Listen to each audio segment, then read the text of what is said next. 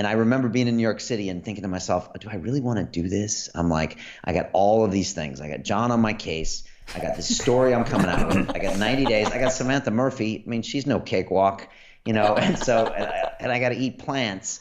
And I'm just thinking, but if you put all of this risk in this one thing, think about the potential reward. And so the one thing it taught me is to take more risk. And that's been always my weak point in my life. I mean, if you look at my life, you'd be like, well, I guess you took risk. But I was trained at MIT as an engineer. And as engineers, they teach us to build bridges that don't fall down and build planes that don't fall out of the sky. And so what we end up doing in our personal lives, many engineers, is we engineer risk out of our life. And that's another way of being scared, as you would put it. And so for me now, with everyone around here and with everything we do in the future, I'm like, how can we put more risk in our lives, in the project, in the business? Because that's the only way we're going to get these big payoffs. And so I could have fallen flat on my face on that race. I could have had a bike accident in my training. I mean, that would have really messed up everything we were doing here. But I also thought at the same time, life is about taking more risk than you think you can handle and then going for that quote unquote big reward. And I'm sure we make 5 more movies. 2 of them aren't going to work out how we wanted. But then again, maybe there would be some great lesson in here if I didn't finish this. I'm sure it would have made a bad movie. But if you look at fighters, they always say they learn the most with their losses, as hard as they are to swallow. So I think that's what I learned is just to take more risk, have some more faith, and then try to see the bigger picture. What looks like a loss is sometimes a win. What looks like a win is sometimes a loss. So that's what I learned about money. It looked like a win, but it actually was alienating me and keeping me in this unhappy job, trying to get this digit that would show up in my bank account that had no correlation with me as a human being.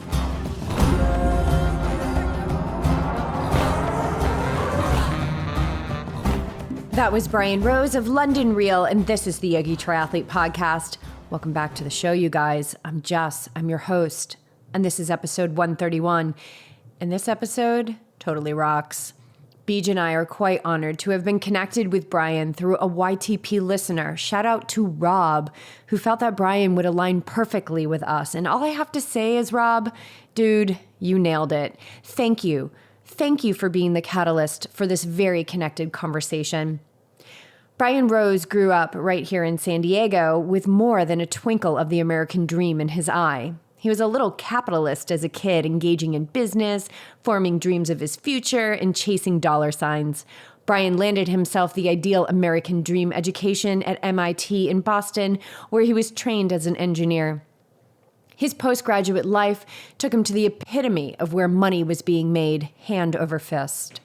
Brian found himself on Wall Street and living in the East Village of New York City. Working hard and playing hard was the recipe. Making the big bucks ruled his day, while drugs and alcohol took his nights. Caught up in the lifestyle of a high roller, Brian didn't realize how close he was living to the edge until one night he almost took himself over to the other side. A frequent and secret heroin user, Brian stopped breathing one night, and although most of us would believe that this was his wake-up call, it wasn't. He still had some darkness to explore. Sometimes our environment is just too strong for us to make change in our life, and so changing our environment becomes the first thing that is required for us to change. After realizing that he had to remove himself from the fast lane and regain control of his life, Brian left New York behind. He left heroin behind and moved to London, where he continued his finance career as an investment banker. Every quarter he would get paid, and every quarter he would watch his bank balance rise, which by all interpretation of the American dream should have correlated with his happiness balance. But it did not, and in a moment, staring out the window of Richard Branson's chalet, Brian felt the weight of living a life he hated. He hated his career and himself, and it was time to change once again, and Brian walked away from it all. The greedy banker needed connection in his life. Enter London Real in 2011, Brian's new media big risk venture built from a need to inspire and transform. You see, as so many of us paint this picture of a world that has no hope, Brian believes that humanity is full of hope and that our freedom and answers lie within.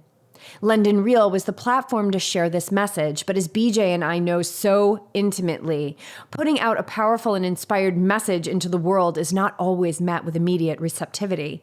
And so Brian navigated the humble beginnings of London Real, the inner and outer resistance and the self-doubt that had him questioning his every step. He was unraveling his attachment to money, and his materialistic shell was quickly falling away as he became acquainted with a new kind of currency. Fulfillment, joy, and connection now filled his days and fueled him to keep going. Because of his blind faith and relentless pursuits, London Real has amassed over 500,000 subscribers, and its episodes and movies have been viewed over 50 million times. This story is a testament of the power of steadfastness. It's the internal and eternal struggle of our hearts that say, keep going, and the financial docs that say, walk away. Brian is a natural businessman, a part of him he's been cultivating since he was young. But most recently, he's birthed a new identity that falls so perfectly in line with his warrior lifestyle, and that is the role of an endurance athlete. Following an episode on London Real, Brian was tasked by his guest, the one and only John Joseph, to not only race Ironman 70.3 Chattanooga with him, but to do it on a plant-based diet.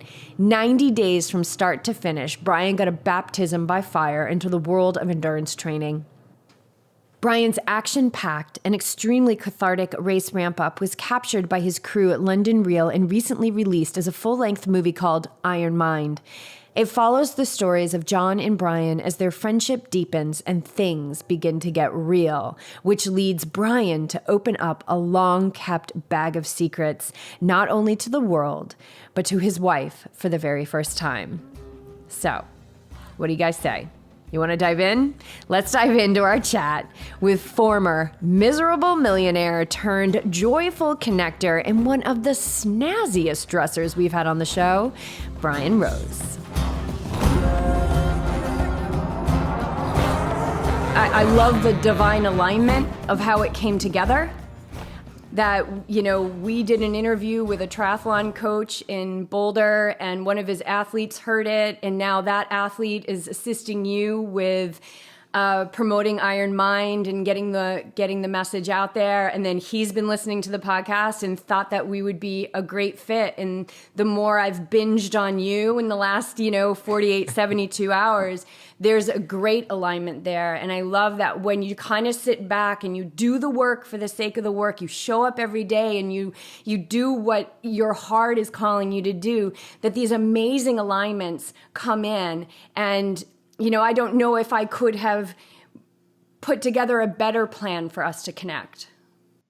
Yeah, no, and that's why I encourage, all of the students I have and anyone I meet really to really start broadcasting themselves, because, most people they live in fear about what other people will say, and they wouldn't even put up a selfie video on their own Facebook page because they're worried about the criticism and the judgment. But if you can get over that and really start broadcasting your ideas that come from a core mission and a real statement of value, and do it when no one's watching, when no one cares, when there's crickets. I used to get 100 views on YouTube and per episode, and just keep doing it because you have to get that stuff off your chest. It's amazing the kind of connections that happen. And I've been doing this for 7 years now, and the first 3 years there was no revenue, there was no nothing. And I would look myself in the mirror right around New Year's Eve every year and just say, Brian, what the hell are you doing? And then I would look at my life and say, well, wait a second. You have more friends, you have better connections, you've never felt so good. This is changing you in a way that you must pursue this, even though it makes no financial sense. Everyone thinks you're out of your mind. And so you got to keep doing it and do it another year and do it another year. And so, and everything started changing for me. I became a better person. I felt like everyone was watching me and I had to step up and do these things, even though they didn't make, sense to the normal world. Right. And so that's the test, and that pushes us all to do the right thing for the right reasons. And if you stay to that core, magical things happen.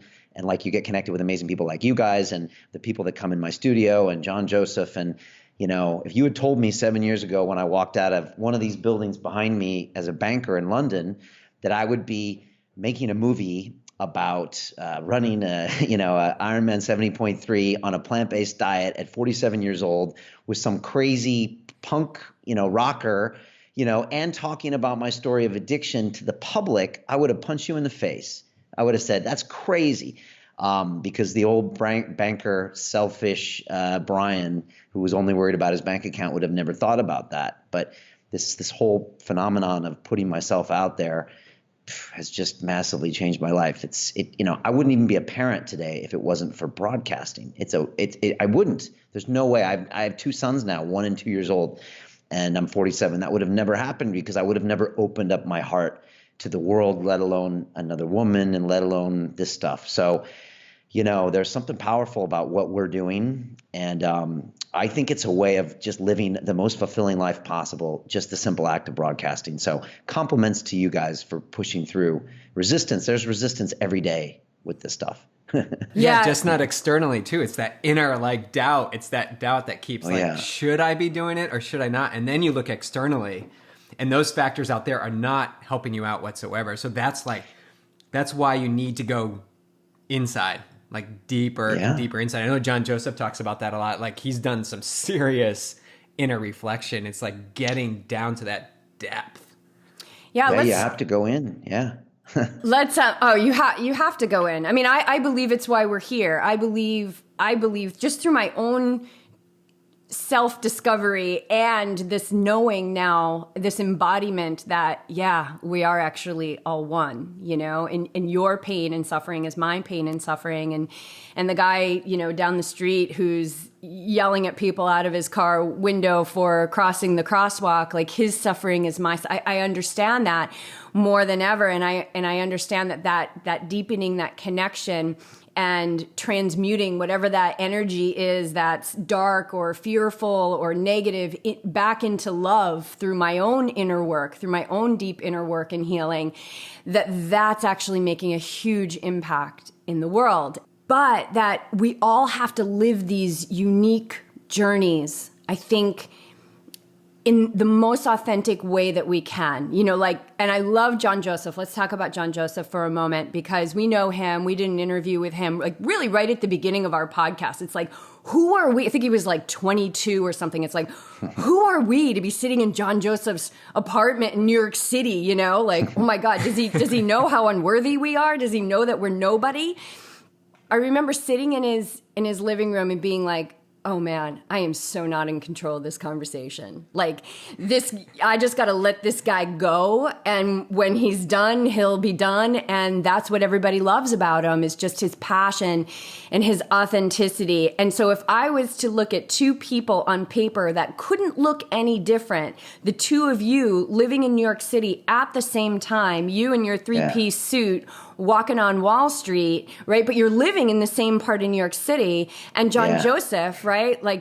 At that time, you weren't supposed to align. You had to do that deep inner work that you've both done that brought you together. And I love in IronMind, you see the 2 of you sitting across from each other in the set of Iron Real. And he's kind of slouched down in his chair with his Iron Man t-shirt on, his hat on backwards. And there you are with your nice shirt on and your vest. And it's again, still on paper, it looks so different.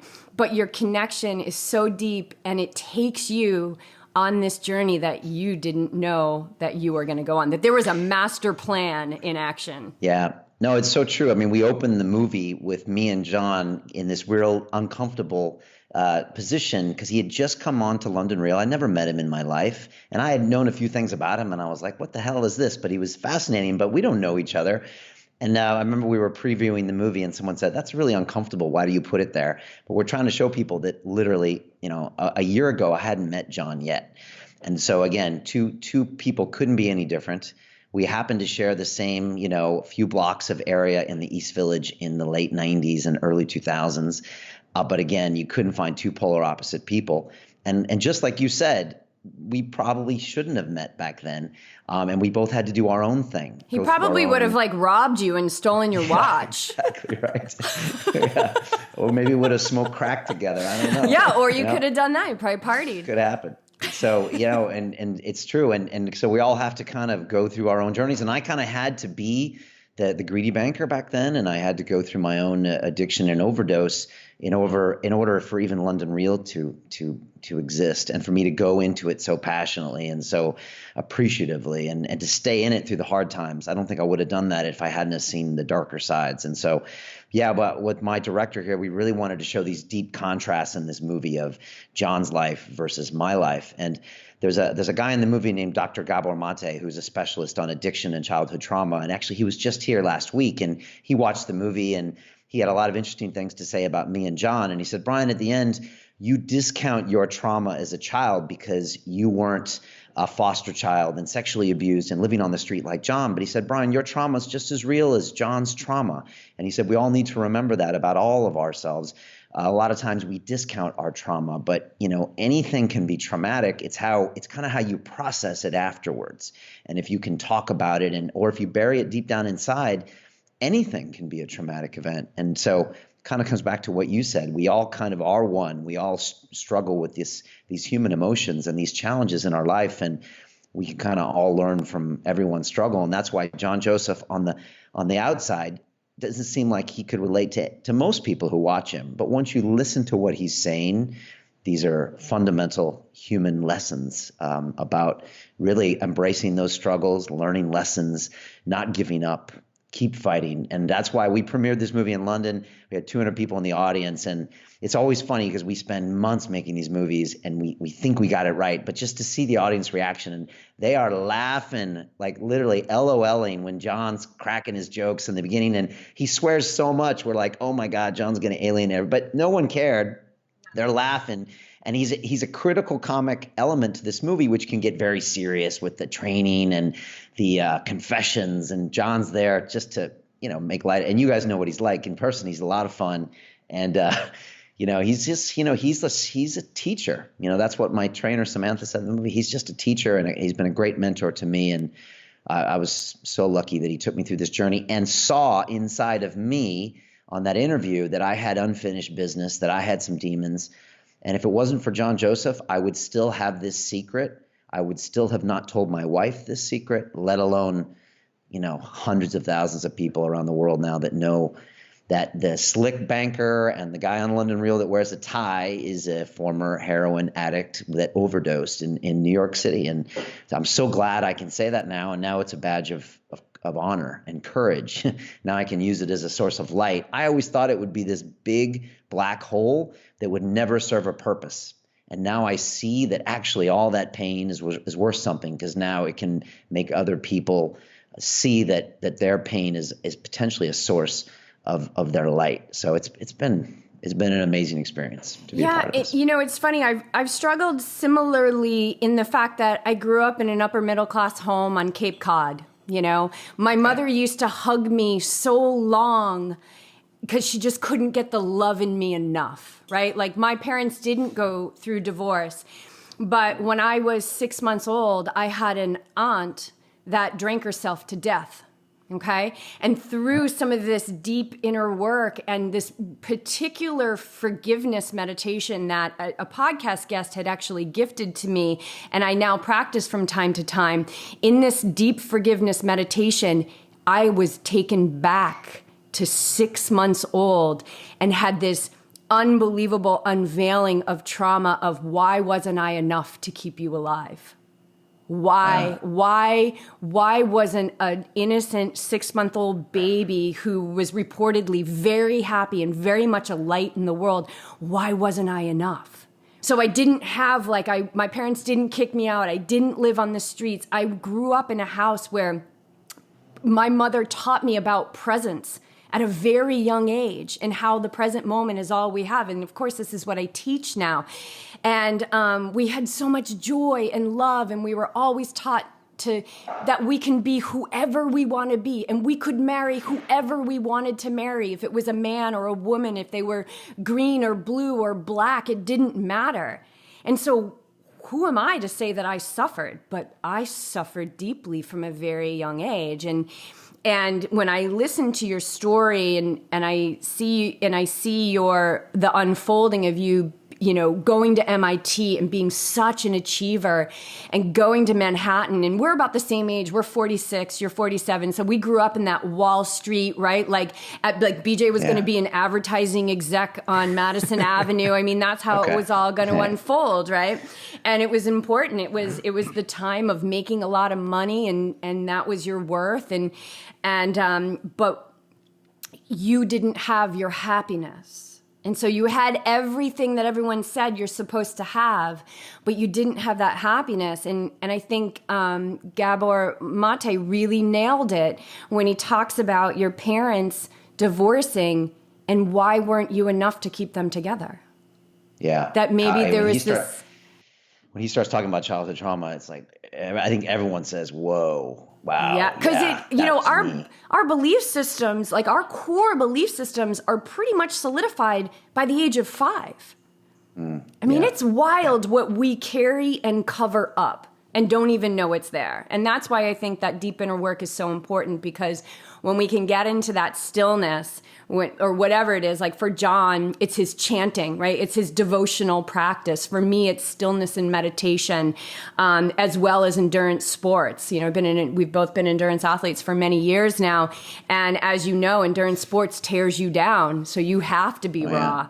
Let's back up, because I want to get into we've brushed upon your story, but really what I want to pinpoint is what we know as people is like, gosh, we know that people can be millionaires and they can still be unhappy. But for somebody who's looking at a negative balance in their bank account, that doesn't even make sense. It's like, how could you not be happy when you are achieving all this money? So in your memory, in the essence of what you can remember back then, and in hindsight with the wisdom that you have now, what was it that was keeping you from that joy that really is our essence?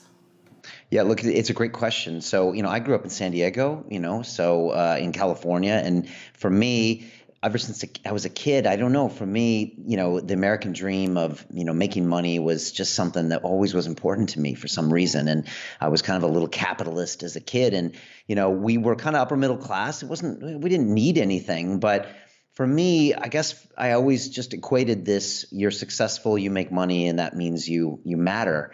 And I kind of chalk it up to the American dream, but I'll own that as well. It was my little fantasy. And so, I was pursuing most of my life, and it wasn't until my early 30s where I could finally look at a balance in the bank and said, okay, I finally got there. So until that happened, I could always say, I'm not happy because I don't have this. And I've had a lot of guests on the show. One of them was a producer for many years of some very important people in Hollywood, including Janis Joplin. And he said, Brian, the darkness in them that makes them want to be famous is never going to be satiated by the fame. And that's why you see a lot of the stars, they can never find it. And the same is true with money, I think. We believe that will solve everything. And I know when you don't have money, it's like, that sounds like it probably will. But I got to a point as a banker, and I used to come home every quarter, and they would pay us quarterly, and I'd see my balance go up. And since I'm an engineer, I watched it for like 2 years, and every quarter I realized I didn't get any happier. And I was like, something's not working here the way I was told it should work and the way I believed to my core. And I looked at my life, and I was like, wow, you're all alone. You're kind of drinking yourself to sleep every night. You're not connected. You don't feel worth. You're very cynical about life. And then I happened to take a meditation course on a whim. And after about 30 days, I was able to look at Brian and say, this guy's, he's just doing stupid things. And it no longer logically made sense. And so I walked out of my job and about a week later, and I left my job of 9 years here in London. And I didn't know what I was going to do. But I was fascinated by Joe Rogan at the time, who was podcasting. This is 8 years ago now, and nobody was really doing it. And I just started doing that probably for my own therapy, really. I mean, the first episodes is just Brian talking on camera, which is a big deal. And I think I started to become connected. And I think that was the thing I was always missing. I felt just disconnected. And substance abuse can kind of also, a lot of alcoholics feel disconnected, which is kind of why they go after that pursuit. And so that kind of compounded it for me. And I think a lot of people think that money will make you happy because we see people with money doing things. But we also see people with fame doing things. And we know that a lot of those things end in and suicide and problems. And so, until you are happy with yourself, nothing is going to help. And the only way really of going there is to kind of, like you said, do that deep work, spend time with yourself. And so that can come through all sorts of ways, meditation, some type of connection, plant medicine, and I've talked about that. And as I discovered endurance sports, I had no idea what was going to happen. But when I'm on mile 21 kilometers of a run and I'm pouring down streaming tears, and that happened a lot, I'm like, wow, this stuff really works. Yeah, and I thought I had already done a lot of work on myself, but I was really impressed with what the endurance did for the brain and for peace. Yeah, I think if you have a willingness, if you already have a willingness for like going in and seeing what's brewing under the surface, and then you pair that with endurance sports, you're on a fast track. And I've always, when I started meditating and working with my teacher, I was already an Ironman. I'm the daughter of a Marine. I'm a natural born seeker, overachiever, very, very disciplined. And you're very disciplined as well. You've got that background in martial arts and, you have been an achiever in the material world. And I said to him, I feel like I'm on a fast track. And he's like, oh, make no mistake. You are on a fast track. And I'm like, that to me, that's a drug, right? Like I can fast track this deep inner spiritual work. I can fast track my evolution, whether or not that's bullshit in the world of spirituality, I don't know, but boy, it works for me and it gets me sitting on that meditation pillow, especially at the beginning when I didn't want to. You've already kind of got this, you've already had this bit of this self-discovery, right? John Joseph comes into your life, and I think that the extreme nature of John Joseph was probably in direct relationship to the explosiveness that you needed to kind of drop this bag of secrets over the edge, right? Because when John Joseph challenges you to something, you don't say no. Yeah, you don't say no. And also, John is so open about his story. Right. First of all, John, first of all, he's an alpha male. And a lot of males these days, when they see an alpha male being vulnerable, it's a really powerful combination. We're really drawn to it because we're kind of taught as kids that we can't do that. So when you see John talking about his sexual abuse, which took him years to put the pen to paper to write about it, it empowers you. Also, when John challenges you to do something, like you said, what are you going to say no? You can't say no. Yeah, it's like this perfect storm of events that makes you want to, first of all, talk about your past. I mean, there's a part in the movie where John and I are sitting on a sofa, and it's all real. And the first time I'm ever publicly talking about the things that happened to me in New York, and I'm crying, and that could probably only happen with a John Joseph, because I know he's gone there. And I know he's been through things and publicly talked about it. And so, yeah, it was just an amazing combination. And also when John says, okay, we're going to do this 100% plant-based, and gives me kind of the tough guy version of that, it's hard to ignore that, because he comes at it from an angle that maybe most people don't expect or never heard from. And he's, hard talking New Yorker, and yet I am this guy. And also when he introduces the spirituality, and he does it via Hare Krishna, but like he says, he's like, the religion doesn't matter. It's the spirituality. And again, you've got John, who's got the street cred, and even the addiction cred, and the down and out cred, and the punk rock cred. And now he's talking about real spirituality.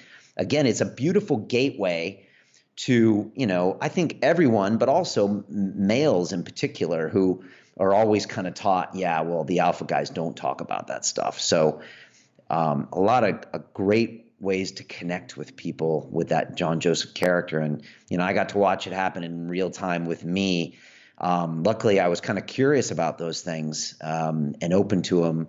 And then with the training and everything that happened, it just all unfolded. And I was living out those emotions. There's a point in the movie where he brings me to New York. He challenges me to race the Ironman 70.3. I haven't accepted yet, but he has a trainer, Samantha Murphy, who puts me through this 8-minute bike test, which I guess is a thing. I don't know. Oh, it's a thing. And you got off because 8 minutes is short. Yeah, I know. I was like, holy shit, BJ makes us do it for 20 minutes. Oh my gosh. Yeah. And so, I'm like, I train, I can handle this. And I'll walk out. I don't know how to wear bike shoes. And I guess I'm not wearing the right kit or anything, and Yeah, she and my calls you crew is out on there. that right away. Yeah, She's like, she does. you are dressed like A not non-triathlete. a non-triathlete. It's awesome though. I love it. Yeah. It was like, we all shot that into courses all real time. And my crew is there. And then she puts me through this test. And you can't necessarily tell, about 5 minutes in, I'm crying. I'm crying on that bike. And my crew is like shocked. They've been with me from the start. And they're like, I've never seen you cry. So I'm going through all these emotions. New York's bringing it up. And then as I train for the next 3 months, like I said, I'm having these runs and tears are going down my cheeks. And I'm processing everything that happened to me in New York 16 years ago, which, like we all do, we bury the shame of our past or the trauma, like you said, with your aunt. And again, it's these things that we've never resolved. That's what kind of causes the trauma. John, as Gabramate said to me in the recent episode, he says it wasn't necessarily the sexual abuse that John suffered. It's because he had to keep it in silence. That's where that trauma breeds. And so for me, these events from 16 years earlier where I'm like, they're not affecting me. They were affecting me. And so I'm processing this on these long runs and these long bike rides and these strenuous things. And I'm just, like I said, crying and being, sometimes I'm super grateful and having these highs. And so doing that through the process of training for the half Ironman was really powerful. And I gained a great new respect for the sport, for endurance training. And now I've incorporated a lot of that into my training. And then of course the diet was part of it too. So yeah, really weird, perfect storm of things. Brian, was it ever too much? Like, because it's all at once. You're changing your diet, you're changing your sport because you're a high intensity interval person. Yeah. Your lifestyle, you're going into the past. Was it ever too much to combine all these things? Because I know a lot of people are saying like, I can never do that. I can never just be an all or nothing. Like normally people will transition, maybe add one thing or remove one thing, but you went all in. And was it ever too much for you? And if it wasn't, what is it that you pull from to get you through all of that? Yeah, look, great question. It was a lot to do. There obviously wasn't much time to train. I also was kind of in a tough situation, as in it's hard for me to back out because I'd gone there and filmed with John and it was kind of on. So that was kind of a blessing if you think about it. And even on the day of the race, I was kind of telling people I've probably got the easiest race because everyone's watching and I've got all of this energy and everybody wants me to finish. If I was just doing it and 3 people knew I was there, maybe it would have been a different race, but I felt like I had crazy energy there. So that was good. I won't lie, about 45 days in, and you can see this in the movie, I'm having a couple hard weeks where, the sessions are relentless. I mean, I think I was training, 13 different sessions per week, so it was 3 swimming sessions. It was all on my static bike, followed by runs on the treadmill. And if you haven't tried that before, I'm guessing most people here watching probably would be familiar with that. But for anyone who isn't, try getting on a treadmill after an hour static bike. Your legs are like jello. And it takes conditioning, mental and physical, to start understanding what that T2 transition is like. And so, that with the diet and then with all the pressures of being filmed and being at work, I got to be grumpy Brian a little bit, and you can see it there. And I maybe I'm overtrained, maybe it's this, maybe it's that. So it got to be where if I wasn't doing this maybe for London Real and as a film, maybe it would have been easy for me to duck out. But luckily I kind of couldn't. So that got me through, to be honest. And I was getting a lot of support, and we had live Facebook group going on. And there was a woman in a walker in our Facebook group that did a 5K on a walker. I kid you not. And she posted, it was like a time-lapse video of her coming to the finish on a walker. And she's like, you inspired me to do this. And I was like, okay. I mean, there's crazy things happening. So, and again, I had played with the plant-based diet before. I had done like meatless Mondays, but the truth is you kind of have to go all in on that. And you have to just say, you know what, I'm going to do this. And my wife, she's a great cook, and she struggled in the first few weeks. She's like, I don't know what to cook. But once we got through that, she's like, actually, I've fallen in love with plants again. And actually, we have more options. We're doing Thanksgiving in 2 weeks, and it's a plant-based Thanksgiving. So, and it can be super creative and it can be super enjoyable. But I kind of had to push through the first couple of weeks when it might have been easy to cheat. So, yeah, and hopefully we showed that in the movie because it wasn't all roses. That's for sure. And it's, you need to see that because, we have a team of athletes that we coach and we see that. We see when they're just like, I don't want to train. Like, I don't even, we all of a sudden Training Peaks is like a bunch of red blocks. And we're like, all right, what's going on with this guy? Like everything was going great 2 days ago. It was all green.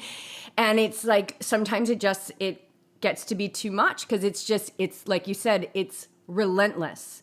And so 45 days into a 90-day intense training block, which is what you were doing, you weren't just doing a 90-day intense training block. You were transitioning your diet. You were dropping your, decade-old bag of secrets out to the world. Like all of this stuff was happening, like super, super intense. And we all get brought to our knees. And that's one thing that I just love about endurance sports is that no matter what, it will bring me to my knees. And so through the merging of yoga and mindfulness and meditation in with endurance sports, from where I started to where I am now, it's, I'm about to run an ultra marathon next week, and I know that it's going to be tough. I know that there's going to be times where my body is going to have a lot of sensation in it. But for me, it's all the mental game out there now. It's how I'm going to have the highs and lows on the course and off the course. I'm going to have highs and lows in my life. The waves of life are going to keep coming because that's the nature of this world, this physical world that we live in. But it's what is our response to what's happening? And when I first started endurance sports and I would be out on a run and just at that point where, you're just having crap workout after crap workout and you're crying and you're pissed. And my response to that was just like, more of anger. But I believe that was just this festering, energy that was just stuck inside me from so many years of this suffering coming out, right? And everything that we experience, the frustration, the anger, the sadness, the joy, it's all important on our process because it's all telling us something. Yeah, it's so true. And you kind of have to be thankful for those hard times, and it's hard in the process. And that's the way the movie opens. Like John says, we go through these struggles in life, and at the time it might not be so nice, but it's how we grow and it's how we have this character. And so, the beauty of what you guys do is get people through those struggles, and the moments they feel the worst are the ones that they will cherish one day. It's this weird dichotomy. And like you said, all those things you process, if you look at it from like the Tao standpoint of people I've had on the show, it's nothing good or bad. It's just you kind of processing these things. And then endurance racing is a great way of just kind of getting there, because I wouldn't have gone there without these tests. And as John opens up the movie, life gives us tests. And so it's a great way to engineer in those tests. So I was kind of grateful to be processing that anger. And at one point in the movie, Samantha says, Brian, you have some anger issues. And it was really, I watched that in the premiere and I'm watching myself and she's right. That's how I deal with a lot of things. And now I can see that and hopefully try to process it differently. And you said something else about waves, and this is something Rich Roll told me, and it was great to have Rich on in the movie, and he came to the show later, and he said, Brian, what you know from the training is that anytime you feel a certain way, once you've experienced training after a while, that's temporary. And I'm sure you see this with a lot of the athletes you train, is that when you're a newbie, you don't know that. So when you get to this wall, you're like, okay, well, the rest of the race is going to be like this, so I might as well stop. Or yes! when you first start out, you don't have the mindset you just described. Like you're going to go into this ultra and you're going to be like, you know what? I'm going to be tested, but I know it's a mental game and I know I can get through that mental game. But when you're the newbie, you don't know that that's the mental test. And so that's why it's the great growth opportunity. But for a lot of people, you get to that point. And I had times in that race where I got to where this is just really bad. But I'm just trying to think, but it won't necessarily be bad in 10 minutes. It could be joyous in 10 minutes. And so it's like, just keep putting one foot in front of the other, a lot like life, and just keep doing what you're doing.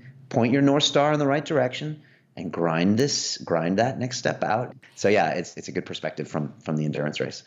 Yeah, and I have to tell you that going from 70.3 to full Ironman, that just gets even better because I mean, you even have it on your lanyard around the medal is like anything is possible. And if there's one thing that Ironman taught me, it's that anything is possible. And the beautiful thing is that for me, yoga, the physical practice of yoga came way before Ironman. You know, I've been practicing yoga since the 1990s, early 1990s, and now comes in endurance sports. And I did the whole progression. You know, I did the sprint and then the Olympic and then the half Ironman and then, no pressure, Brian, but I was like, I can't just be a half Ironman. Like, how can I just be a half? Right? Yeah. But be careful of who you say that to. I remember saying that to somebody in the pool one day and he's like, well, I'm a half Ironman and I'm really happy. And I was like, no, it's just my journey, dude. It's not your journey. But once I got into the longer distance, I realized that Ironman and yoga brought me to the same place. It tore me down in very, very different ways to this place where I had to go beyond body and mind. I went into this new realm where I was able to harness, just so effortlessly harness a new, very pure type of energy that allowed me to keep putting one foot in front of the other, that allowed me to realize like this is temporary and anything can change in the next 5 minutes. You know, my first Ironman, I remember Ironman Coeur d'Alene in 2008, being on the run and being like, wow, I feel so bad. Like, I wonder if this is how it feels when you die. That's how bad I feel right now. And I wonder if I will die. And I felt like a fear come up. And then I felt this part of me that was like, well, I don't know if that's going to happen, but I'm going to trust. I'm going to keep going forward. I'm not going to hold myself out of this experience. If I'm supposed to die here, then I'm going to be okay no matter what. And it was such a defining moment for me to be like that. I was at that point physically where I thought, my God, I wonder if this is what dying feels like. And I came back. I ended up coming back, and finishing the race strong.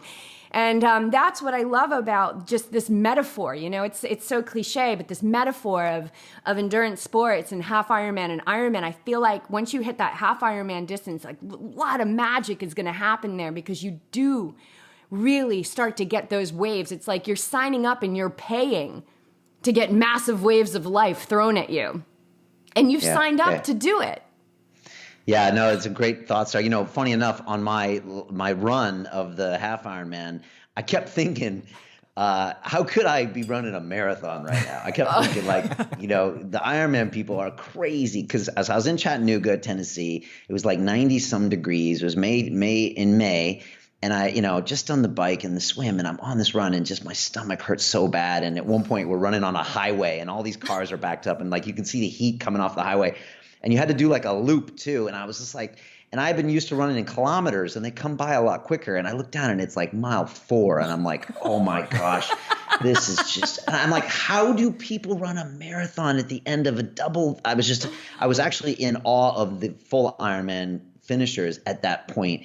And then it was just a brutal, painful run. And I told people at the end, I'd love to tell you I had some transcendental moment and spoke to the gods, but that run was pain and it was one foot in front of the other. And maybe that's probably the way it should be. And then, of course, right after the race, John says, we're doing the full. And of course, Samantha, my trainer, says, we're doing the full. And so, right after that, that's what they're thinking. And so I, of course, have that final conversation with John about also about challenges and goals and, why they're there and why we put them in front of us. And so I just wanted to put that whole question out there as well.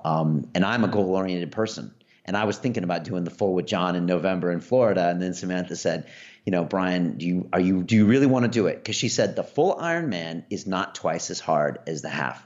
She said it's more like 4 times as hard. And I was struggling with the bike. The static bike was my Achilles heel. Going in for the static bike is where I got real grumpy. And so she's like, Brian, this is a lot more work. And so part of me was like, I'm going to do this and get it to John. But then I decided not to. So that's still out there on the horizon for me. And when I see people do the fulls, I'm always just like, wow, that is some next level stuff where I can only imagine how deep that you have to dig. Mentally, I know I could do it when I train, but going through it will probably be one of the most challenging mental experiences of my life, if and when I do it. So yeah. And BJ's done what, 14, 15 of them. I mean, and he's, second in the US right now for his age group. I mean, this guy, and doing it all on plants. So you can probably speak to it more than I can, but, what is it that, because the contrast is going to be deep, right? You don't have to worry about digging your own grave because it's going to be dug for you through the training and on race day. But what is the equivalent of the joy that comes? It's so amazing. And I just had an athlete do Florida too. It was his first one. And just the appreciation and joy and the self-reflection he's had on the journey to get to this point, and understand that he had to show up and be consistent every day. Like, to do something. And it's certainly not high interval and training at all. Mm-mm. It's slogging the miles, and it's putting in the work so that when you get to that finish line, when you get to that finish stretch, like at a half Ironman, it's great. There's people there, you're cheering, you're finishing in the daylight. But when you're finishing at night and Mike Riley's calling your voice and you've done whatever, 13 hours, 14 hours, and you're out there, when you come across that finish line, it is the most amazing feeling to slap high fives to all those people cheering you on, and to know that every day that you showed up in training, that the sufferfest, the getting real, all comes to this point. And I saw it a little bit in the movie IronMinds in that 70.3. You came across, you kind of were like, all right, and then it was like the smile came, and then the emotion came.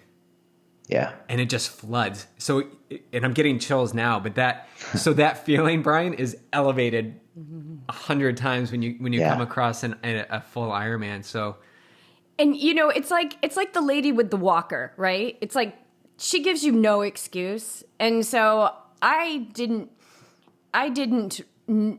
have a plan to do an Ironman, and I was at BJ's first Ironman, and I was talking to this elderly couple, and I said, who are you out here for? Because when you're a spectator, the connection is so deep because you've got a person you love out there, and you're praying that they're going to be okay. And the whole day as a spectator is about hurry up and wait. They're coming in, there they go. Now, and then you wait, right? It's a very emotional day for the spectator.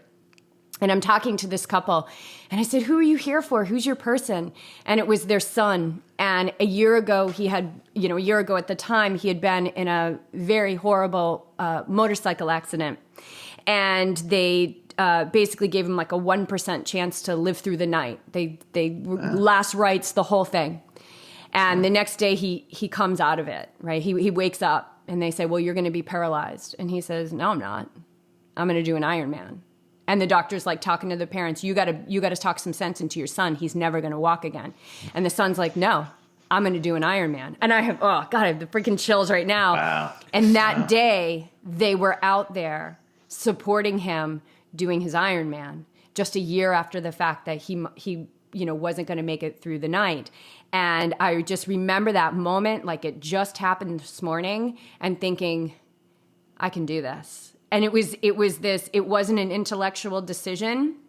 It was something from within that was like, not I can do this, but you're going to do this. And so as you get these influences, right, you've got people like Rich Roll in your life, John Joseph, now you've been introduced to us, and Rob, who connected us, he's a, elite age group triathlete himself. And so now, boy, you're like in the stew, right? You got all these endurance athletes around you.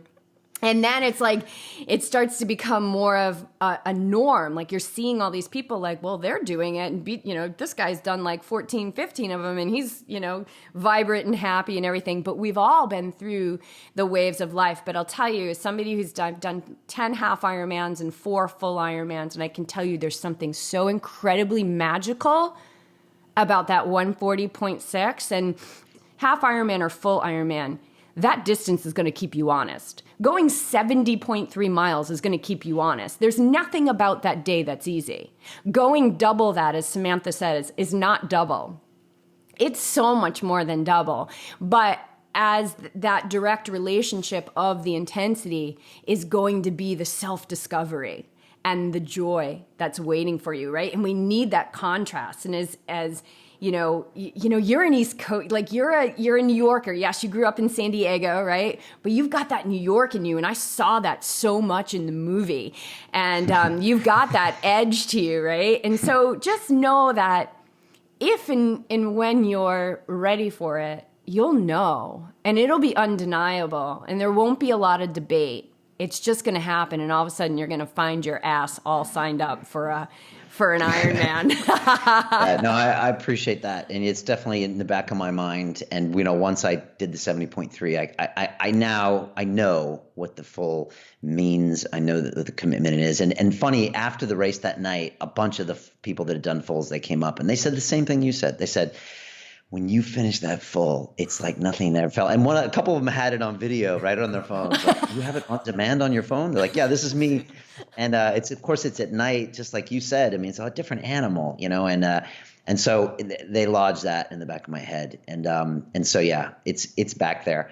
I think I got to see something and gain a respect for something that I probably couldn't have gotten if the full was my only option. And so I also tell people, some people also, they give the quickest, I can't swim. Like I always battle people out. I'm like, that's not true.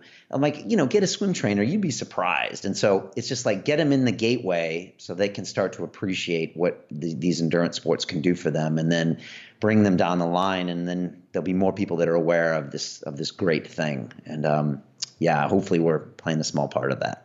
Yeah, and it's funny because in the movie, I see it unroll within you when John Joseph is like, he challenges you at Sid's Bikes, right? He challenges you. And immediately, I see the ego come in to protect you from any kind of like spiritual growth. And you're like, no, dude, I got London Real, I got kids, I got a wife, like all these excuses rolling. And it's so funny because if you look back at that scene, it's not you. It's like this automatic pilot of like these excuses that are total bullshit, right? It's just, they're just excuses.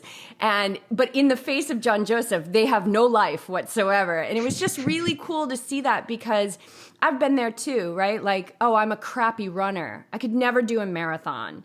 One of my best friends is like a 65-time marathoner. And I remember when I first met her and we had a dinner together, I remember knowing this about her, that she was a marathoner. And specifically sitting myself at the other end of the table because I was like, I don't want to know this girl. I don't want to be friends with this girl because I know as soon as she gets my ear, she's going to have me out there running. And I'm a crappy runner. And then, of course, that's down the drain. But it's so funny how we have this protective mechanism, whether that's the ego. I believe it's the ego trying to keep us in that safe zone where, we can kind of still stay in that conflict where we're not really discovering our true power, which is totally limitless. And you had mentioned, I don't know if it was on the Rich Roll podcast or in the movie, but you talk a little bit about the central governor. And how that central governor theory coming in of being like, okay, no, I can't go any harder, right? And that's what I love about endurance is because you have to override that or you're not going to go any further. Yeah, and I saw that central governor coming in on my runs. And I could actually watch it happen because I had these regular runs and I was like, what are you telling yourself? It's like I would come up with these random excuses. Oh, your knee hurts. You better take it easy. You didn't actually had enough breakfast and all of these things. And then I was like, okay, if I can lie to myself that craftily on a run, where else in my life am I lying to myself about all my other things, all my other BS, my relationships, my career? And we have an academy here at London Real as well. So I see students all the time that, like you said, they tell a story to themselves. Oh, I can't do this because I blah, blah, blah. So for me, at Sid's Bikes, I'm like, I have a show. I'm 47 years old. I have kids. And then John's like, no, you make time. I know a guy who's a firefighter. You make time if it's important to you. And it's about trying to interrupt people and say, you are the easiest person in the whole world to fooling yourself. And your subconscious has this, like you said, protection mechanism. It's almost that central governor theory working because it sees the unknown as the only potential risks that could hurt us. And yet our frontal cortex knows that to live a fulfilling life, we must go out there and take these risks. And so I think that's all life is just a battle with your own central governor, whether it's a physical or a spiritual or an emotional one. And so it's just constantly checking yourself. Now, how can you do that? Through, as even John said, a daily practice, meditation, training, mindset, and it's a constant battle. And I'm sure I'm fighting it myself. Even with the full, I'm probably fighting my central governor theory right now, as far as saying now is not the right time. And so, it's something we battle with. And the guy that said that in the movie is Ross Edgley, and he just completed something called the Great British Swim here. He swam around Great Britain in 157 days consecutively, never touching land. And he consumed, I know.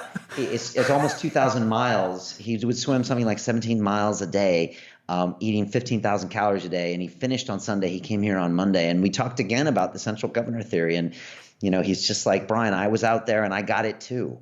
But he's like, I didn't have a choice because I had 2 tides a day and I had to swim every 12 hours and it was getting cold. And in the winter, I can't get across Scotland. He said, so I battled my central governor theory with a schedule that I couldn't let up on. So, whatever it takes for you to beat your own central governor theory. For me, it was a movie, the world's watching, John Joseph's on my back, and May 20th, I got to be there. Otherwise, I'm really going to let down a lot of people. That's what got me over the edge. Whatever it is for you, maybe sometimes just signing up is enough to get it done. But yeah, you just got to try to win that battle every day. I remember Nicole DeBoom, her husband Tim is a 2-time world champion, and she's an Ironman champion, and she's just a great woman. She's out of Boulder, Colorado. And I remember her telling me very early on in my endurance sports career that the first thing you do is you sign up for the Ironman. And then the second thing you do is you tell everybody you know. Because now you have accountability, right? Yeah, and we're all, so as long as we're in a body, we're going to be subject to the waves. We're going to be subject to the thoughts. We're going to be subject to the doubt and all of that. And if we can start to look at the mind and everything that it shoots at us as just kind of a sifting and sorting process. That's kind of how I look at it. I look at like my brain as being like a colander, and it's really fine. Like I'm trying to sift flour, And if I just gently kind of tap it, and I just imagine that what comes out the bottom, and it's just so pure and it's so soft, and that's my truth. And then everything else is kind of getting clogged up. I don't need that. That I can just like dump. But I just think about all of that as not so much as this like pressure of like, oh my God, my mind. I'm like, I'm just sifting and sorting. I'm just sifting and sorting and seeing what feels true and what feels good. Because if it feels good, then go. And if it doesn't feel good, what is it calling me? What is it calling forth from within me? What is it calling? Am I fearful, right? I used to live in a lot of fear. Okay, well, that made me realize that the fear that I was living from was actually keeping me from living. So it was calling forth this life. And it's scary to get to the other side of it. But there's so many people, and that's what I love so much about these mediums that you and I share, that we all share, is that we're sharing these stories of people who have gotten to the other side of whatever it looks like. Heroin, trauma, lost pregnancies, whatever it may be, that we've all come up to these walls that just feel so big and truthful. But we realize that there's, at the top of the wall, right? Not even on the other side, but once you get to the top of it, you start to get the view. And that view is like nothing you could ever manufacture. It's just so beautiful. And jumping from that point over to the other side, that's a piece of cake. But it's from the bottom, when you look up to the top, that's the work, right? When the when the shit hits the fan. We were just doing this live video in our team page. And I said, when the shit hits the fan, that's where the rubber meets the road. You can have 100% faith, like I can cross that finish line when you're nailing your times and your body feels great. But when you're out there and your body feels horrible and you didn't eat enough for breakfast and you're starting to get like the shakes from not having enough sugar in your body, can you still have the faith? Can you still have the unshakable belief that you're going to get to that finish line? You're going to crush that race. And I think that's the iron mind. To me, that's the iron mind. When we look at iron, it's a metal that's found here on this earth, but it makes up a very big portion of the earth's outer core and inner core. And I think the outer core is like our armor, right? Our armor of like pushing through the world. But if we can get a little bit of crack in that armor, it will open us up to that iron and that strength that's really deep within our inner core. And in my experience, that's the iron mind piece that we really want to start living and sifting and sorting so that we can, that can become our norm. So when the central governor shows up, it's like, what? This is a crazy thought. This is a nut. This is nuts. I love your iron analogy. I'm going to steal it. I hope you don't mind. No, steal it. Because it's perfect. But, it's no coincidence that everybody that sits in the leather chair here at London Real Studios, I don't want to talk about your wins. I want to talk about the darkest days and your comeback.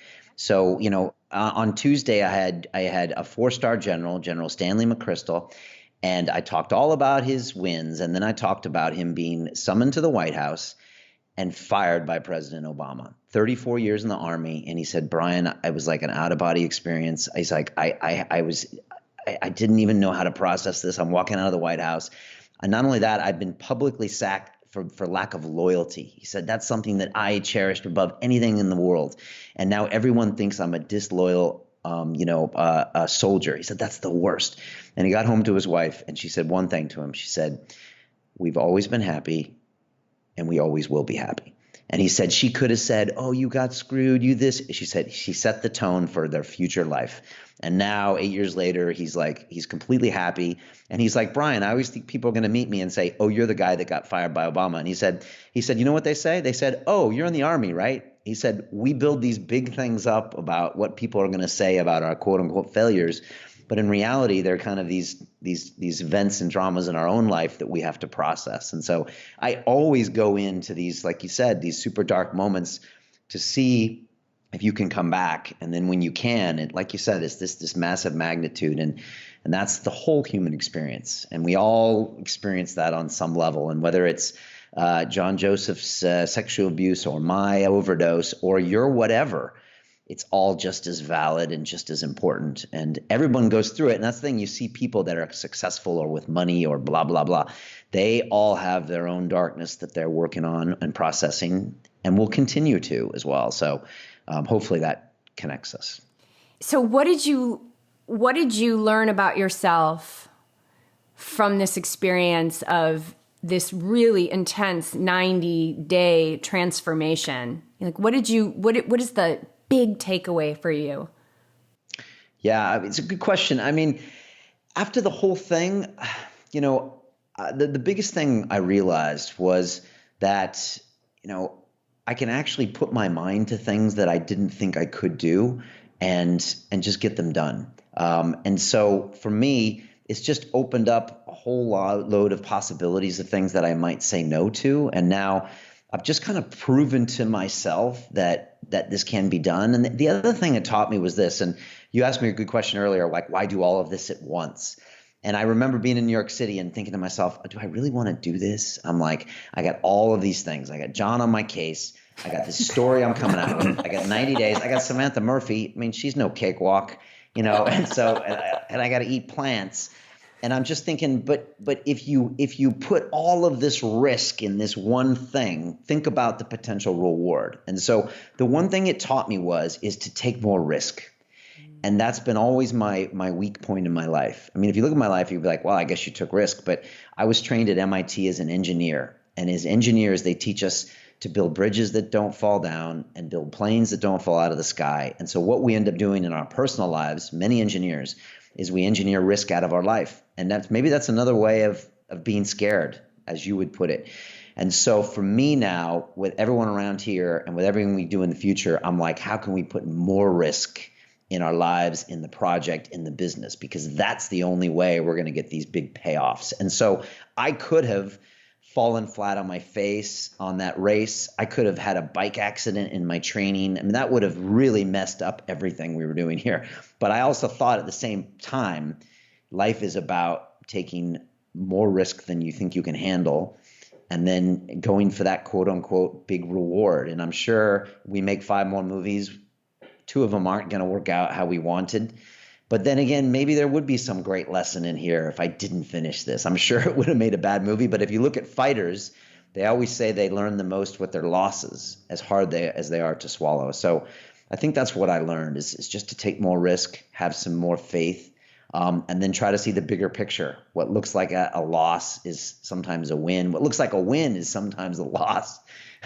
So that's what I learned about money. It looked like a win, but it actually was alienating me and keeping me in this unhappy job, trying to get this digit that would show up in my bank account that had no correlation with me as a human being. So trying to take all of that stuff in stride and then just keep doing things for the right reasons, trying to put out great messages, connect with people, listen to people, trying to be more present, trying to be a better father. All of that stuff's kind of come out. And so, yeah, there's a lot of lessons, isn't it? Yeah, but really, you know, the risk is something that we're really not encouraged to take, right? I think it's really a part of our social programming. And then you being an engineer and being trained as an engineer, that social programming was very much ingrained, you know, in the neural pathways in the brain. And we know that like these belief systems are flowing through the neural pathways, right? Law of facilitation. Once a set of neurons goes down a particular path, it gets easier every time. But as you know, we can change that. We can create new neural pathways that our automatic behavior can now be, let's take risks. And so we can look at risk as excitement, or we can look at it as like, holy shit, that's so fearful. But when we take risk, we walk into the unknown. And what I know about the unknown is that that's where all our potential lies. There's no potential in the physical evidence. This see it to believe it attitude is like, that is of the days past. That is it's just steeped in limitation. Yeah. But I understand how scary it is to take risks. I mean, when we look at our life together over 20 years together, we had been taking little risks here and there and there and there. And it was all preparing us to take the biggest risk of our life, which was Yogi Triathlete. And as much as it just tore us down to like just the core, to the point where I had to surrender and say, you know what? If you need me to live in a cardboard box, I'll live in a freaking cardboard box. Like, I'll do that, and I'll be grateful that I have a cardboard box. And it was the moment that I got torn down to that point of complete surrender that everything started to shift. Everything started to shift, and it's still shifting, and the physical is still catching up. But to walk into something without having that physical evidence, I really think that's the definition of risk. If we can start to believe and program these pathways in our brain that risk is where our potential lies, that's a really exciting way to live. You know, and it's like John talks about the Vedas and the parallel lives, right? So we talk, like people will say like past life or future life, but it's all kind of it's all actually happening. If we look at like the real deep spirituality and the teachings, it's all actually happening right now. This is the most important one, and how we're responding to this life and sifting and sorting and relating to that central governor and that protection that's hardwired in us to survive as human beings is really affecting the vibration or the energy of the path of the past, healing the past, and it's really setting forward the trajectory of the future. And so it's really just this life that we need to pay attention to. It's the most evident one to us in this existence, but it's all in that response, you know, like when, and I'm sure that as you take risks that you're not immune to being like, oh boy, here comes another risk, but we have a choice to start to program ourselves to be excited about that risk. And doing what you did in 90 days, that was a big risk because you could have totally, quote unquote, failed. If failure even exists, I have no idea. Yeah, no, it's so true. And it's given me a real appreciation for taking that risk. And, you know, respect to the two of you for going in and doing what you're doing, because I know it's hard. And, you know, one of my guests, his name is Ryan Holiday, and he wrote a book called The Obstacle is the Way, and it's tattooed on one of his arms. And I always think that, you know, and when I come across the same struggles I'm sure you're going through and go through, you know, it's like, what am I doing? This is so hard, and I'm doing something great, and my message is pure, and I'm helping people. Isn't this supposed to be easier? But it's like, no, the obstacle is the way, and it's building your character every day. And it's supposed to be hard. I mean, that's why not everyone else is doing it. I think it was like somebody once told me you get paid twice for your work. There's potentially a wage, and then there's also just you get paid for just doing the work, and sometimes it's just about doing the work and being appreciative. I mean, sometimes things are, sometimes I'll do 3 guests in a row and it's just like, that was crazy. But I've just pushed myself and passed these tests and it feels so alive, and you got to kind of just cherish that stuff. So that's the phrase I go back to. Yeah, well, and everything is currency. So that was a huge piece for me, changing my relationship to money, is that everything is currency. So when you're doing 3 guests in a row, there's so much currency being exchanged. Currency just isn't dollars. Currency is exchange of energy and wisdom and connection. And it's just such a beautiful way to start to look at currency outside of the bank account and realize that we're exchanging currency all the time. And the currency of connection, I think, is invaluable. And I heard you say something about how as you created more connection, and we talked about this earlier, where you're feeling like, I just felt disconnected, that as you created more connection, right? And London Real is such a beautiful way to create connection in your life. These disconnected behaviors fell away, right? Like the drugs fell away in your seeking of connection. And even the alcohol, right? Like, I don't know if you're still practicing an alcohol-free life, but I am actually, yeah. That it just kind of falls away. Yeah. It's weird. I really was feeling disconnected, and then of course my behaviors got me more disconnected. And I don't think there's anything scarier as a human than not being part of this human experience. And so London Real connected me, and I found it as I continued to go into that connection, and it was the direct connection of talking with people just like you on my show, and then the people that would watch it and be inspired by the energy and then see me and send messages, and that whole feeling like I was part of also the solution and part of this one organism of humanity.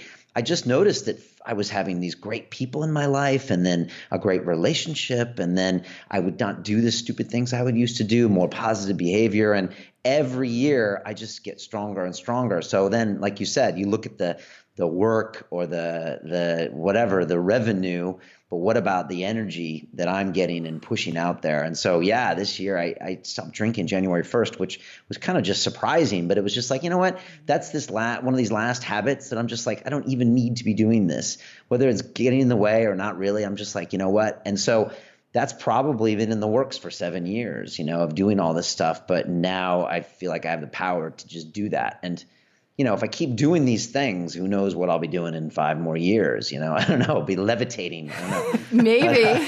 It's quite possible. That's a way of getting kind of paid. Like I said, I think money is energy, and I think all this stuff is energy that's flowing around. And so I always tell people here, I get them to focus on revenues, but I'm like, that's capital, and that's kind of capital to allow us to create these movies and to create more experiences that just move more people, and then it flows back to us and we throw it out there. And so I try to look at money in a different way than I used to do back in the banking world, where it was something I just hoarded and accumulated and parked somewhere. Now we take it and we invest it back in. And so try to constantly be getting this energy flowing. And I feel like the biggest winner because I get to sit in that room with these people. I get to go meet John Joseph and do all that. So I'm always super grateful, and it gets me through those hard times, which we all face as new media people, entrepreneurs. I mean, what you're doing and what we're doing, it's never really been done before. So this is kind of like pioneer stuff. Like, how do you do this? How do you do this? And so, people will look back on us in 100 years' time and be like, well, you're kind of like Columbus a little bit. You're out there in this new space. You're trying to make this revenue model work. Is it this? Is it that? What is it? How does it work? How do we build a community online? And it's stuff that we're doing groundbreaking work, and I think it should be hard. So it's always good to remember that. Yeah, and what you were just describing is actually like a universal law. It's the law of circulation, the law of giving and receiving, so that everything is always in circulation. We don't have to hoard anything. We don't have to park our money. Everything is always in circulation. We live in an ocean of motion. Since we began our conversation to right now, there's cells that are birthing and dying and dividing in your body.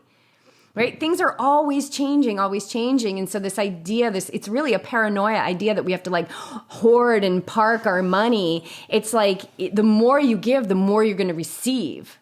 The more you give, the more it's all in this direct, it's a universal law. You cannot override it. But if we have to let go of that fear and that constriction, we have to stop white knuckling the wheel of life. And when we can stop white knuckle, because I used to white knuckle that thing, holy crap that I white knuckle it. And once I started to let go of it, that's when I realized that I could breathe and that the flow was always there. And so, okay, alcohol-free, Ironman medal, plant-based. Let's talk about the plant-based, because I hear you're still practicing a plant-based diet. Yeah, so I'm still plant-based. A lot of people thought I would go out for a steak and a beer after Chattanooga. But first of all, John Joseph would have tried to choke me out. Yeah. I don't know if he'd win, but he'd try. So, but for me, I embraced the whole lifestyle, and I liked how I felt, and I liked what I was doing. And so for me, it wasn't like I wasn't allowed to do these things, so I was going to binge on them at the end. For me, I was just so happy to be there. So I decided a couple months earlier that I wasn't going to do some kind of celebration. It just didn't seem to, for me, the race was the celebration in a weird way. So, and I was just like, you know what? I had a guest on my show named Jocko Willink. He's a Navy SEAL, and he has an expression which is discipline equals freedom. And so for me, I said, I need a good reason to change what is working for me. And I was like, I need a good reason to stop eating a plant-based diet. And I don't have one right now. And this discipline has given me freedom. I didn't have a single injury in my 90 days of training, which doesn't make sense. I mean, I was pounding the pavement, 22, 25, 30-kilometer runs. Like, that's crazy, and nothing. And John told me that. He said, you're going to recover faster. And I was like, yeah, right. But it did. And so I was like, you know what? I'm going to stick with this because it's working. I feel great, and I'm going to stay on it. So I'm still on it. I promised myself I'm going to do it for the rest of the year, and then I'm going to evaluate. But I feel great.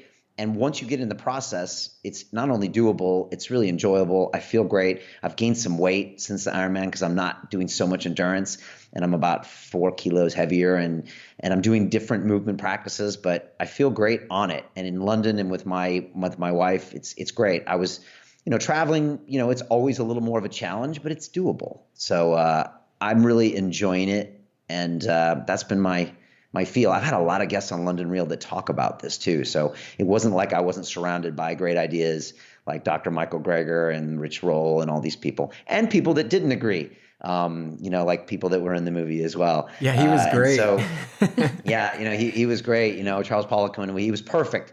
And again, that stuff just happened in the middle of the movie. And I just happened to have just come back from New York, and I mentioned to Poliquin, and he was the perfect bad guy when it came to, talking about that stuff. So we just wanted to promote this discussion with people and to have them ask them their own questions. And I think everybody should try different things out. I think everybody should try endurance sports, try a plant-based diet, try these things and see how it makes you feel. But you got to commit to something. Otherwise, you won't necessarily follow through. Yes, the wishy-washiness. Like the wishy-washiness, you're never really going to get that full, be able to really form like a solid perspective. Like the strength coach that was like impossible on a vegan diet. Yeah. Like he had a lot of confidence in that, and he has every right to have his perspective. And then John Joseph's like, bullshit, right? And 100% confidence. And, we're living it. I've never felt better. We get blood work every year. This will be my third ultra this, in 6 months. I can't remember the last time I had an injury. And of course, it's not a guarantee. I don't want to say like you get on a plant-based diet, you're never going to get sick. However, I can't tell you that I cannot remember. It's been so many years since I've had a cold. And I do also believe that it's the recipe of life. It's the meditation, it's the deep inner work, whatever that looks like for you. It is the endurance sports. And at 46 years old, recovering just as hard as I go out and do my tempo runs, like really taking recovery and holding that in reverence. I noticed that, sleep is really, really important now. The day after an Ironman, we went he did Ironman Boulder, and the next day we went out for a trail run. I mean, that's insane. And like, I have him like climbing a mountain, that's insane. So, so I've heard you've gotten some some plant-based cookbooks, but I'm not sure you have our plant-based cookbook. I don't think you've got the high vibe recipes for the athlete appetite. I'm grabbing one of those for my missus right after this call. How's you got to get the Yogi Triathlete Cookbook in your repertoire, because this thing was born from the two of us coming home from like 6-hour workouts and being like, what do we have to eat? What do we have to eat? And I think it's really a testament to having those staples in the house, the lentils, the rice, the hummus, the tempeh, all that stuff. And, these recipes most of them were really born from that. We have a lot of great reviews of people who are meat eaters that love it too. So you might want to check it out. It's on Amazon, Yogi Triathlete Cookbook. And maybe there's some currency in there for you to receive. Cool. I'm on it. Thank you for that. I appreciate it. I'll grab one. But you're making me hungry just mentioning all those ingredients. I know. So. Well, and I appreciate it because you've already had a full day because it's noon here. We're in San Diego, by the way. We're in your stomping grounds. Carlsbad, right? Yeah. That's awesome. Yeah. My dad's in Del Mar, and I went to Torrey Pines High School my last 2 years. So that's so wild. Figure. Yeah, go figure. My mom, I grew up kind of Pacific Beach and that kind of thing. So I was there till I was 18. I know it well. I don't come back very often. But yeah, I know the whole vibe. I mean, it's beautiful out there. Well, and I love how you were like, I got to get out of San Diego, and I grew up on Cape Cod, and BJ grew up just south of the Cape, and so we're Bostonians by our heritage, and it was like we got to get the hell out of New England, like we got to get out, and so I get that too. Yeah, for us it was like getting to San Diego, like the guaranteed sun, the expansiveness, and the sun, and we're still traumatized by New England winters. Yeah, I mean, I got 4 years of New England winters, and that was and summers. August in Boston was brutal. And yeah, so I got it. I got it pretty big, so I know what you're talking about, and and culture too. I get it too. So.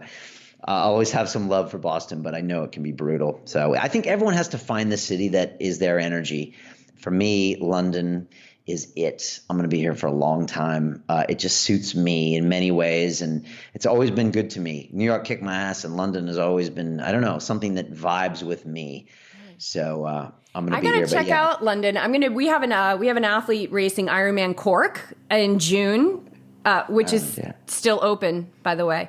But I'm going to be there. I've got some very good friends that live in Dublin, and I'm thinking about hopping over to London and check it out. I've never been there, and I think it's pretty close and pretty feasible to do that. Yeah, you'll love it. It's an amazing city. It's so different than say 20 years ago. I think it's the greatest city in the world. I'll take it over New York any day. It's got great vibrancy and great fun, but it's not overwhelming, and it's got great culture, and it's very multicultural. I mean, you'll hear all these different languages. You'll see, everything here. And I feel like people are okay to be themselves here. Whereas I feel like sometimes in New York, everyone kind of assimilates to be a New Yorker. But here you'll get Russians, and you'll have a woman walk down the street in a burqa, and she doesn't care what you think. And then there'll be a Russian and a Brazilian, and they're all like they're being themselves. So it's fun. I love it. Yeah, I got to check it out. And I hear it's very vegan friendly. I hear it's totally. I mean, we're in Shoreditch here, which is kind of the East Village of London, and so I got tons of options around it. We just had Nimai Delgado, the bodybuilder here, and he was on, and he's got a great story as well. And he was just loving the restaurants around here. So tons of options here. Cool. I mean, yeah. Awesome. I think you'd love it. And so how can people find out more about London Real and watch IronMind? Because everybody that listens to this needs to watch IronMind. Oh, thank you so much. Well, so the movie's free. I just want as many people to see it as possible. They can go to londonreal.tv, which is our website. It actually has all of our episodes as well. And it's londonreal.tv/IronMind. Like you said, iron like in the Earth's core and on the surface, and mind. And yeah, it's there to watch. It's like a Facebook login or an email login, and it's there. All of our full episodes are there as well. And we've got all this behind the scenes content as well. So I've got the full me and John walking around the East Village. We have the full conversation in the Hare Krishna temple. We have all of this extra content as well. And yeah, there was a lot of tears in the audience in the theater, and a lot of people said, my brother needs to see this, and my cousin needs, and my aunt needs to see this. So we just want as many people to see it as possible, and for people just to, hopefully see it and see something in themselves they can learn from. So that's what we're doing. And yeah, London Real, we publish every week. We just have fascinating people on the show. We're all over YouTube. We're on iTunes. But if you go to your YouTube search bar and type in London Real, it will probably serve you up the perfect episode that allies with your interests, whether it be veganism, Ironman, boxing, whatever it is. We try to have everyone on the show that has a great story, again, and tells us about the human experience. So IronMind is really the same ethos we approach our show as well. So that's that. And then we have a whole academy on the other side where we actually take students through transformative experiences and teach them how to start their own podcasts, create businesses, publicly speak. And that's when we really push people through their own central governor theory. And so I have a lot of experience with people doing what I did in Sid's bike shop and saying, no, Brian, I could never start a business. I could never start a podcast. I can't speak publicly. And I'm like, yep, I heard this before. I did it myself. And so we try to get them to the next level. So I love it. That's amazing. And then I've got one final question for you, Brian. What is IronMind to you? What does that mean to you?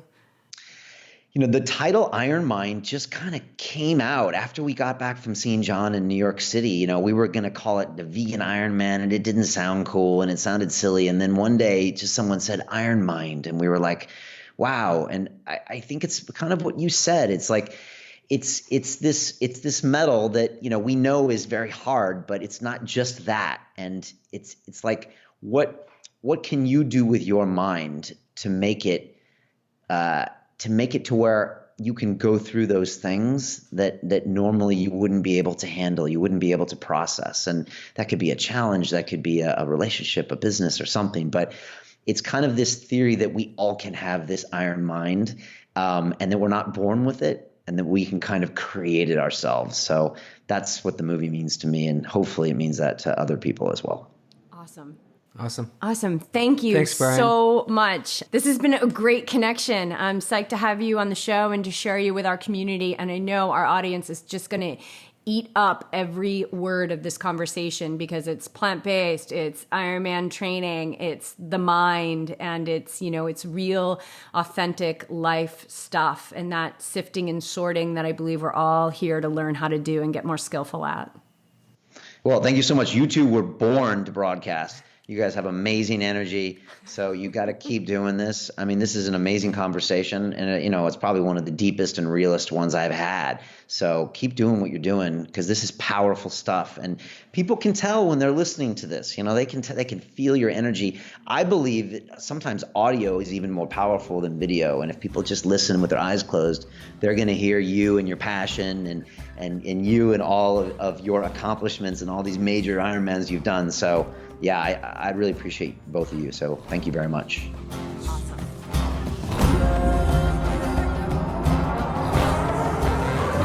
What did you guys think? I hope you loved it as much as we did. Brian is so easy to talk to, and he's putting out such beautiful work into the world.